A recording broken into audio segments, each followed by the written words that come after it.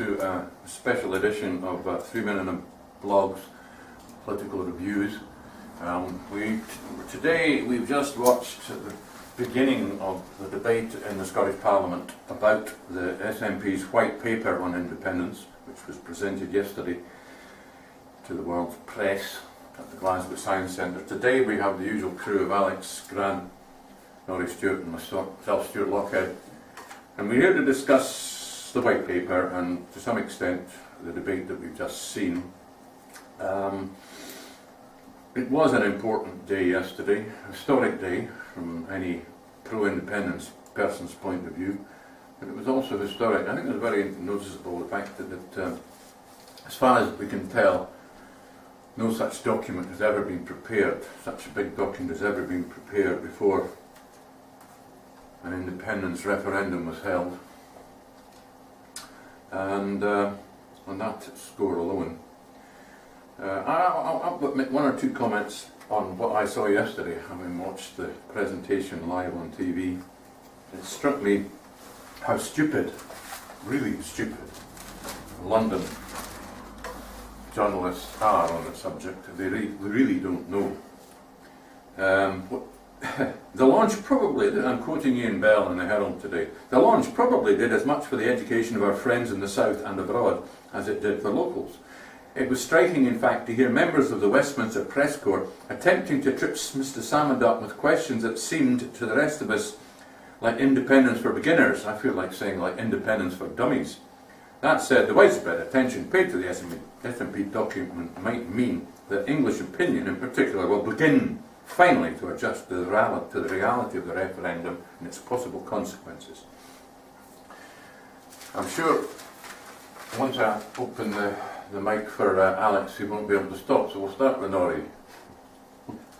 I must admit, I'm sitting here kind of dazed. I don't think one government paper has ever produced such an avalanche of negative comment. I find it quite astounding. I mean, I've been watching it since 10 o'clock in the morning yesterday, and it's been nothing but doom and gloom from the No campaign. We're all doomed. Nothing. We're too small, we're too poor, and we're too stupid to run our own affairs. That seems to be the only response. Every twist, every turn has been canny debt, too poor, too stupid, too weak.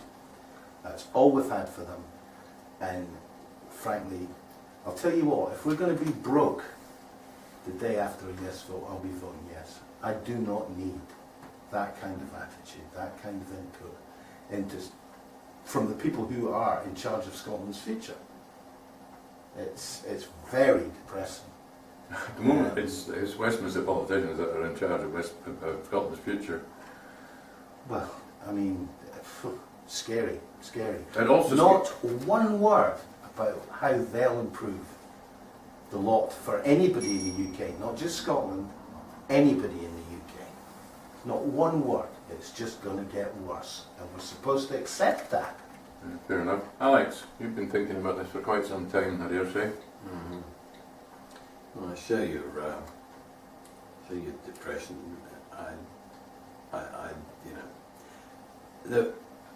I've managed a lot of things in my time. The most difficult thing to manage is change and uncertainty. There's no question. So, by definition, suggesting that something different ought to be done to any organism is something that has to be managed with great difficulty, because the organism will defend its position. What is most sad, as Norrie just alluded to, I always find, as somebody who's supported Labour most of my life, I suspect, all three of us one way or another, that people can sit there and say things about their own country that make it uniquely incompetent. It's just stunning. I would, and this is the nub of the argument is who's got the better proposition, and that's how it's got to develop. There's no question. And I would have preferred if the two leaders, we didn't watch the third one because we'd had enough, to be quite frank, but the two leaders of the opposition had been challenged to, not that they would probably have responded to, but it's something that's a mantra that has to be repeated. What is your proposal? And by the way, can you guarantee that Scotland's share of the national budget, arbitrarily decided as it is going to get better, or is it going to get worse? Or dare I say, even is it going to say the same? Because anybody with half a brain, including all of those opposition politicians sitting in Holyrood, know that if the Scots vote no, retribution will be exacted without any question. Before we even got to this stage, there was enough push within the other parties at Westminster to take money away from Scotland, because they don't, as George Fox pointed out, we were investing in this, that, and the other thing just to upset that Westminster. I mean, what a stunning, making a good job of it, just doing it on purpose. Doing it on purpose, exactly. You've got the quote more correct than I have, Norrie. So it's there is no doubt that, as I've said from the day this debate started, is the economy stupid? The economic argument is going to win it or lose it. What it has to move from is the uncertainty. By definition, there is uncertainty in any economic situation associated with Scotland doing its own thing, to the uncertainty of the alternative, and that has to be pushed. Unfortunately, none of the mainstream media, it seems to me, are very few of them, apart from the likes of Ian Bell, who is an honest man. Well, let me, without interrupting your floor, just hold for a second, because this is relevant. Ian Bell says, there's one fundamental question that won't go away. Why do so many nations manage independence with no fuss and little argument, yet Scotland alone on the planet cannot hope to master the feat? Yeah, well, that is true in the current context, and it's a particularly apposite comment. However, if you look at the history of the dissolution of the British Empire, every single person, every single country who sought independence was portrayed as incompetent, couldn't do it. Gandhi was portrayed as an Indian fakir in a loincloth. The things Churchill said of a racist nature, and interestingly enough, some of the racist stuff that's coming out, I noticed even our little friend Ruth Davidson, in an attempt to get a dig in, because she obviously saw the Independence cartoon today about Alex Salmond, which by any other definition, if it weren't a Scotsman, had it been any other country leader, would have been deemed to be racist. But of course, you're not allowed to say that because it's a joke. And these people are all patriotic Scots, Give me a break. Like I say, if we vote no in 2015 when they cut the Barnard formula, are these people going to sit there, half of the membership of Holyrood, and actually tell us that that's all okay and they're proud Scots? No, the problem with that is a week is a long, long time in the mind of the electric. That's well. Yeah. Oops. Well, it is, but I think by that time a lot of people will say I'm not one of these people who voted no, but it'll be too late. Well, I mean, we discussed the fantasy world of, in the case of a no vote, would the SNP would be asked to carry the can for essentially the unionist parties, because they will slaughter us. Westminster will cut us to pieces. Okay, well, let me give you one more quote, which I've outlined three, and I've given you two from Ian Bell, and I think it's relevant. For English voters, meanwhile, there is the sight of a hitherto overlooked Scottish party.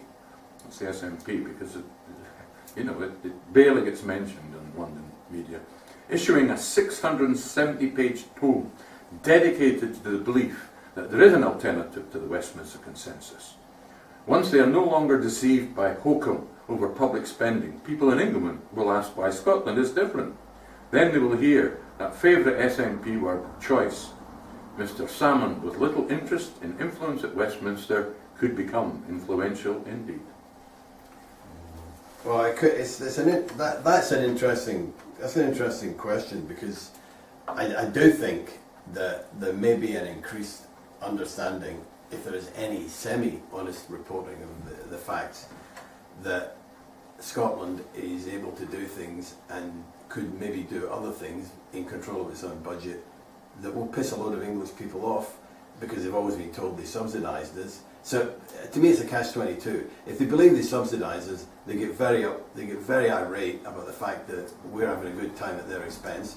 If they actually start to believe the economics, as alluded to in that article, I think actually it's not going to suddenly make them think, oh, good on Scotland. It's going to make them think, well, take the money off them, take more from them, because we can, if they vote no, we should screw them. you know, much as people in this debate say, well, of course I love the English and I've got nothing against the English. Yeah, that's all fine. I've got a lot of English friends. But the truth is, they don't get it. And even if they became totally aware of what the financial facts were, and it was Scotland's right to go on its own, I don't think very many of them, in my experience, are going to turn and say, tell you what, absolutely right, you carry on. You see the odd one, and I've met the odd one, but the majority of them, in either of those analyses, either they're subsidising it or they're not, are not going to be supportive of this. And to be quite frank, the best we can hope for it is that it will bring out even more vitriol that might actually push more people into saying, as Derek Bateman said last week, brings out the fuck it factor, and they just say, well, hell, we might as well do it because they've got it in for us now anyway. If the challenge that the Barnett formula is going to be reduced, which inevitably it will be in a no situation, is capitalised on properly and brought across to the majority of the population, I think you will find a lot of people will make up their mind that, well, I better stick with the devil I know than the devil who's going to screw me, because if I don't, I've been told it's the last chance for a generation. If it's the last chance for a generation, it's the last chance. That's how I see it. One of the outcomes I hope from this is that, and I did notice mainstream media yesterday asking the question, you know, when are you going to produce your perspective of the no campaign? Yeah. It won't happen. I mean, they couldn't produce anything that looked good. No. Essentially, they couldn't agree on anything to produce that looked good, which is kind of the advantage the SNP have got, being such a strong party. Well, dominant in the Yes campaign. But one of the good things is that question can continue to be asked.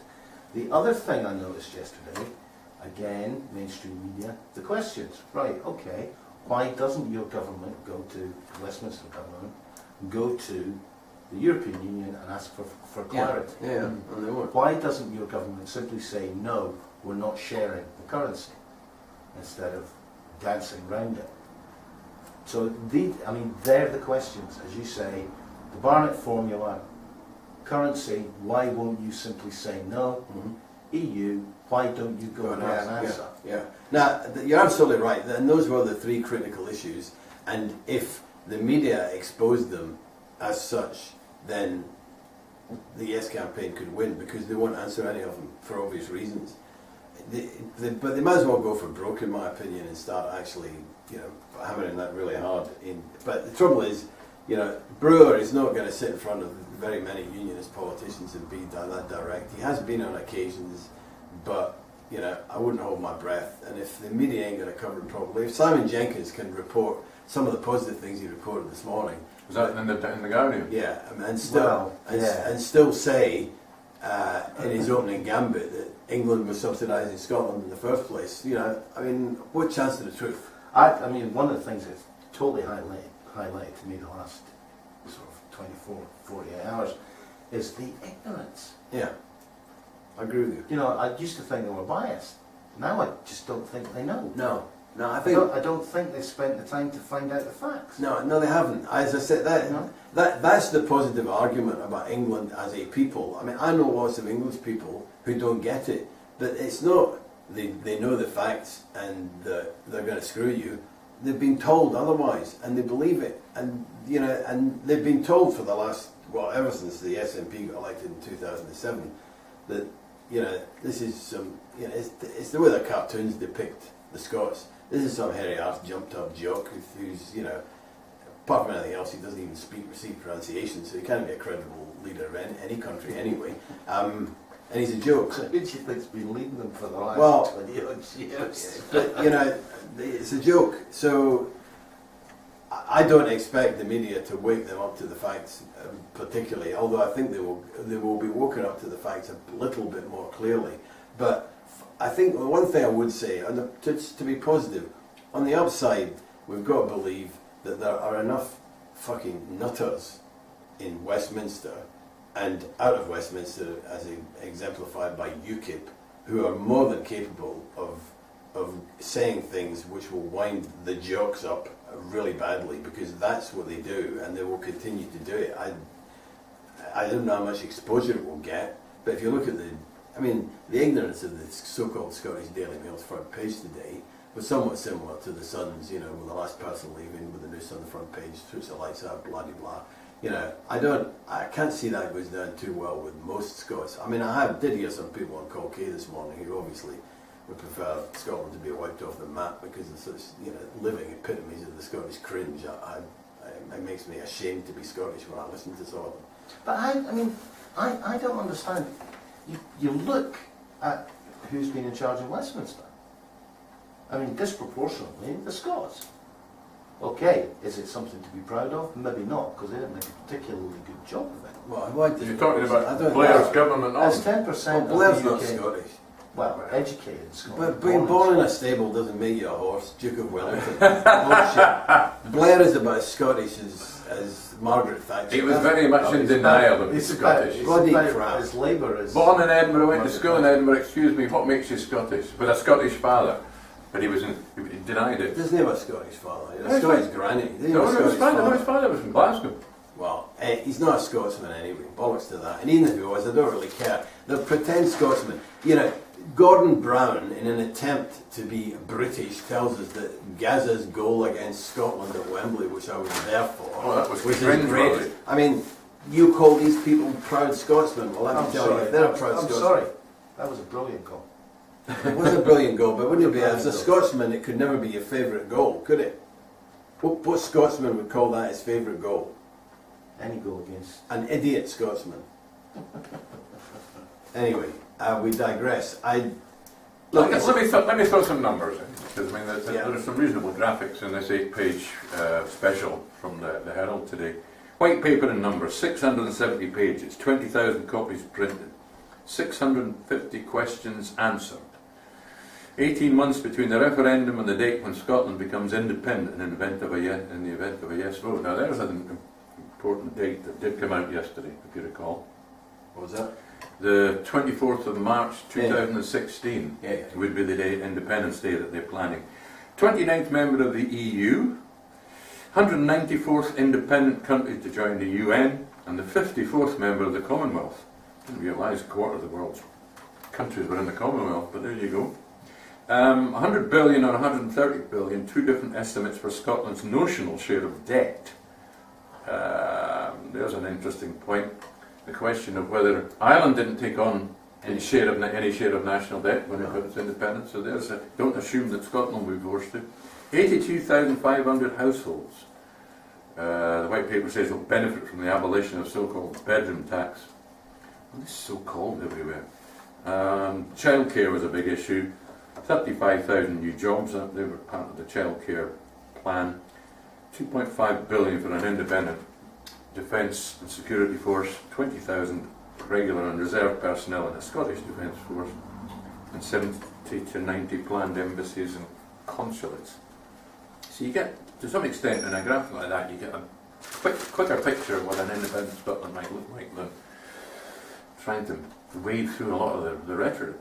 No, I know, but it doesn't matter. It's for the people who are likely to say no, the fear people who basically can't accept this fact that Scotland uniquely couldn't stand on its own 2 feet. I wouldn't mind if the Better Together team were actually saying, we've looked at your proposal, we've got a better one. They're not saying That's kind of the position you need to force out of them. It does, yeah, I mean, it is. They'll take the same stance. Every time they get asked a question, they take the same stance. We don't have to answer that. No, which is So why they took the second question out of the referendum as well, because they don't intend to answer it, because they ain't going to give you it. I mean, there are people, we've discussed it before. I mean, there are people who think, well, they couldn't go backwards, they couldn't emasculate the Scottish Parliament. I'm not somebody who believes that. I actually believe if we vote no, the cartoon lion that appeared in the press in the Times, I think it was, when we got we so-called voted no in '79, will be writ large, and they will consider it an opportunity to emasculate the Scottish Parliament. For a start, I think if I was them, I would write it in constitutional terms, just the way the Spanish have, that nobody can have a referendum and break up the British state. Because it's interesting, and nobody mentioned this today. I read the other day, I think it's true, at some meeting in London, I think it was, a Spanish foreign minister or someone of that ilk actually made a comment. They didn't consider Scotland to be the same as Catalonia, and if Scotland wanted to go for independence, they didn't see any problem with that. Catalonia was a whole different issue because they have a constitution that says the state is the state is the state, and you cannot break up the state, whereas we don't have a constitution to do that. So I think the British state will do its damnedest to make sure what Lord Robertson thought devolution had done, i.e. kill the SNP stone dead. They will endeavour to kill the SNP stone dead. Okay. As well as reducing the amount of money we got. But anyway, it doesn't seem to be. It was a historic day yesterday. I think that perhaps we should have met and discussed it yesterday. We decided to meet today so that we might have a little bit of time to digest the contents of the white paper. And then we decided we'd watch a bit of the debate in the Scottish Parliament on the subject before we would even meet and discuss that. To some extent, I'm deflated a bit by having that debate. Listen to it, yeah. The debate was just the usual claptrap coming out from the Scottish cringe, so-called unionist parties in Parliament. It must be very hard to maintain that. I know it's very hard to listen to. It must be very hard to maintain. I mean, my wife, when she is not what you would call a fully committed yes voter, yeah. but when Darlin's face appears on the telly, she just sighs. You can see her slump. Yeah. You know, not him again. Well, I hope there's more like her. Look, the $64,000 tour, let's just try and flip this a bit. Where we've arrived at today is no surprise. What the SNP, what the Scottish Government were going to be able to say yesterday was never going to change the outcome that we arrived at both last night and this morning. So the question is, has anything changed in that respect? Well, yeah, I think the white paper has put some challenges in front of the opposition, the Better Together mob, and whether this stage of the game and what comes after it is successful will be a function of how successful the Yes campaign is in persuading the Don't Knows that the risk involved in staying with the United Kingdom is greater than the risk involved in voting yes. Well, let me point out an interesting timeline on here. Bearing in mind that in May 2015 there will be a UK general election. So you've got September 2014, you've got the referendum on Scottish independence. The London media, which dominates our newspapers and our television and radio, absolutely dominates it, will be full of all kinds of issues that the average Scottish voter is going to be I think a lot of them are going to be quite shocked at just what's going to come out as we head in towards, election fever, 6 months, 9 months ahead of the 2015 election. When is it? May? May. Yeah, no, that could be a game changer, because if you watched the Prime Minister's questions this morning, I didn't watch it, but I listened to it. The Tory party line is, when are you going to ask me about the economy, pal? Because the economy's picking up. Now, there's this thesis that doesn't ever seem to get questioned except by very, very few people that the economy's fine, which is complete bullshit.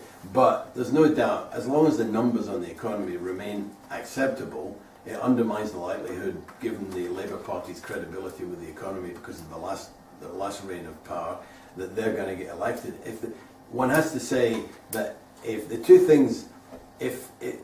Well, can I just throw in something into the announcement? I should have said also in 2014 we've got European elections. At which point UKIP could absolutely swamp England. Yeah, well, I think and that'll change English UK politics. There was a poll that came out yesterday that was in one of the political blogs showing UKIP being the leading party in Thanet, was it? It was a southeast constituency anyway. So yeah, let's put it this way, I've got to give Eck a lot of credit. He's a smart operator. No commitment is possible from any of the main parties of saying they'll even maintain the Barnett formula, never mind reduce it. UKIP go gangbusters over Europe. The main parties have to get into a punch-up over the 2015 general election, so Better Together, even in Scotland in that context, are going to be a bit of a problem. The combination of those factors will certainly... They will dominate the media. in the lead up to the referendum on the independence of Scotland. Yeah. It will actually be dominated by issues all nothing to do with Scotland at all. Well, no, that's not true. That's not true. Look, if the Tory party look as though they're going to win, if they're going to impose more austerity, which they will do, if UKIP succeed, then both Labour and Tories will move even further to the right. What if there's a Tory UKIP coalition in 2015? Well, fine, if it looks like that, don't you think the number of don't knows in this country are likely to say, well, I'll tell you what, we'll take the risk and vote yes. That's got to be in our interest.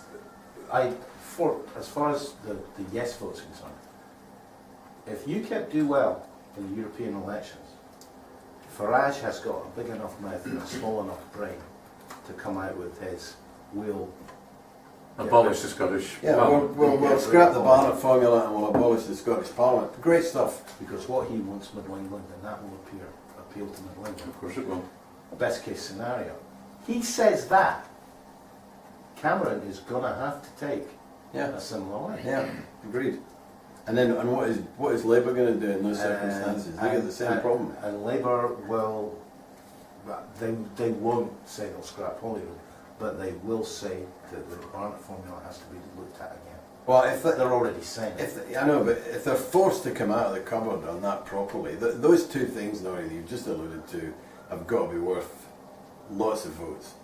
Because why would you risk that? Well, fair enough. So yesterday, we sat here really to discuss yesterday's launch, and to be honest, I don't recognise a lot of optimism around this table yet. However, you could say the ground will change next year before we actually get to that referendum date. I feel like I've had a kicker. The deluge of negativity. Yeah, agreed. I mean, This is since the launch yesterday? since 10 o'clock yesterday morning. Yeah. I mean, the minute I saw Alistair Darling come on the television, obviously not having had time to read the Oh, apparently he's a speed reader. He managed to read 670 pages in an hour. 3,000 words a minute. Well, why didn't he have a new line? He just went after what he always goes after. He was no more a speed reader. I mean, I could Well, it didn't have to be. Let's be frank, he didn't have to be. He got his speech written already. The story remains the same. The story's easy. You're too weak, you're too poor. End of. That's it. I mean, that is it. There's no question. And you can't trust this guy. So, look, as I said a moment ago, inevitably with the response to what happened yesterday, it was going to be depressing, because it would be. But you do come back to the Oriole epithet. A, they've got to answer some questions, and two, can they keep up this? Because I hope there's more people around, like your missus, who say, hang on a minute, I've had enough of this. These people keep telling me we can't do it. All right, well, let's just have a simple yes or no. Were the yes prospects improved by yesterday's launch? Norrie?